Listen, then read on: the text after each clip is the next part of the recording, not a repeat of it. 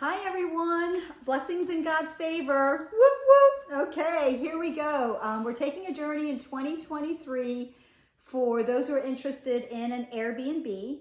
And then I'm also going to always do a tip every week on mastering your finances so that you can improve your quality of life. All right, so let me take a look at my notes here. This week, you guys, I'm going to talk about short-term rental versus long-term rental and why myself and some investors are doing a short-term rental together, okay? And then I'm gonna talk about practicing being frugal at every level financially, okay? So short-term rental versus long-term rental. So I'm known for helping my investors. The focus is to get to $200,000 a year passive income, building a sustainable, profitable, lowest risk possible rental portfolio.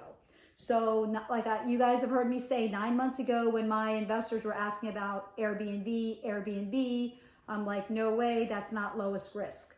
But now you guys are taking this journey with me because you know that we have set up a duplex and we launched it, we furnished it in January and we got it started in February. So as of today, I think what's today's date? February 6th. As of February 6th, we have 6 reservations between the two duplexes between April and July. So, I said that I would give these details, right? But here's the difference between short-term rental and long-term rental, you guys.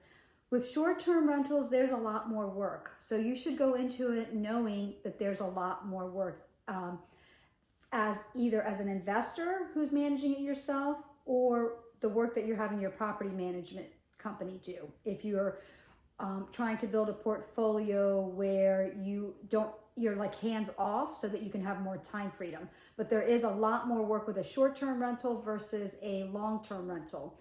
So with a long-term rental, for example, for the properties that we listed in January, 2 of them signed a 36-month lease, which means it's a 3-year lease, right? So that's, once you put that work in, the work is collecting the money, making sure that they're paying on time. But with a short-term rental, you are approving and taking reservations daily sometimes, right? And then you've got to make sure that you're coordinating your cleaning crew. And so why would I take a journey to do short-term rentals with my investors instead of continuing to encourage them to do a long-term rental, right? So the reason for that is our goal. So you guys got to decide what your goal is. Our goal is to increase our profitability with the short-term rentals so that they can have more funds to put into the long-term rentals, right? So I always encourage people to start investing while you have an income. I'll share that on a different talk later, but I always want to encourage people to start investing while you have an income right now, because it's going to make it easier for you to borrow funds to establish that rental portfolio, okay? So the reason that we're doing short-term rentals is so that we can increase our profit, so that we can take that profit and put it into long-term rentals, because the focus is still always to get to $200,000 a year passive income. That's the goal. So we keep our focus on what the goal is, right? And is every decision we're making, everything that we're buying, every step that we're taking, is it helping us to hit that target goal? And of course, the target goal is for financial peace of mind and more time freedom, right? Okay, you guys, so that being said, my next talk is, so like I'm running on the treadmill, right? So you guys know these girls on the treadmill, they're always saying something that causes me to think of something financially. So I'm doing my treadmill workout and the girl says, just when I'm like starting to really feel it, says, you've got to get comfortable with being uncomfortable. And so when she said that, I thought, you know what? That's exactly the same thing I've been sharing this month when we're talking about practicing being frugal at every level financially. So that I want to talk about a little bit, right? When people are struggling, maybe they're at poverty level or middle class, they're struggling. They practice being frugal. And so then what happens is the pattern is once they start to get more comfortable, they relax on being frugal, and then they start to drift back towards struggling. And so what I like to encourage people to do is to practice being frugal at every single level.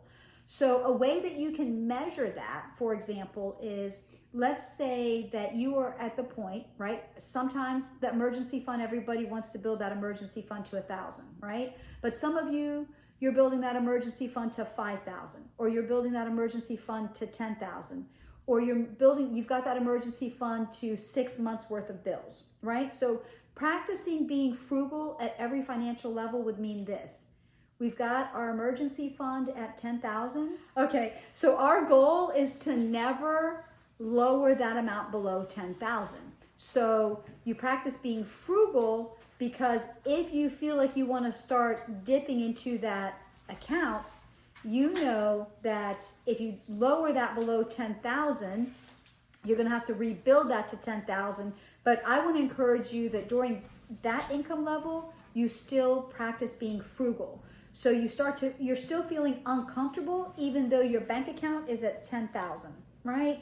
Because if you don't do that, what's going to happen is that fund that you've raised to 10,000 is going to start to go down to 9, 8, 7. And before you know it, you're having to practice being frugal back in the struggle. So we encourage you to practice being frugal so that you don't go back into the struggle. So I do hope to explain this in a way that would bring understanding and more clarity. So you guys can give me suggestions on, let me know, hey, I got what you were saying there, Terry, or I didn't get what you were saying there. But every week, that's what we want to do. We want to bring a financial tip, and then we're going to share our journey with the Air BNB, right? So you guys, as always, from my heart to yours, may God bless your efforts to be physically and financially healthy and strong.